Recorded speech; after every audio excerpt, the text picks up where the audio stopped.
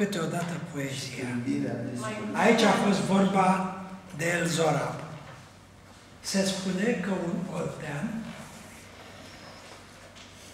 a luat cuvântul și a zis că El Zorab e prea lungă și că trebuie scurtată. Și a dat o variantă care a socotit el că este cea care trebuie să fie. Și nu ziceți pe asta. La Pașa vine un arab să-l vândă pe El Zorab. Arabul s-a înfuriat și pe cal l-a tăiat. Dar asta e moldovenește. Asta e moldovenește și nu moldovenește. Asta era la Pașa venit un arab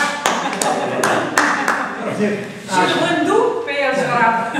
Deci, pentru că e vorba de scurtime, eu o să vă citesc două catrele. Eu... Specialitatea casei. Specialitatea casei, poezia cu tematică științifică. Fulgerul. Cercetători avizi cu multă minte au provocat scânteia și au studiat-o.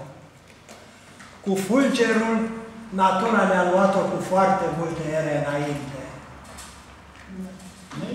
Curcubeu, cu spectrul colorat de curcubeu, bătând la poarta sufletului meu, dispersia luminii îmi lasă speranța de vreme frumoasă. Știți că se spune că după curcubeu? Da, foarte frumoasă.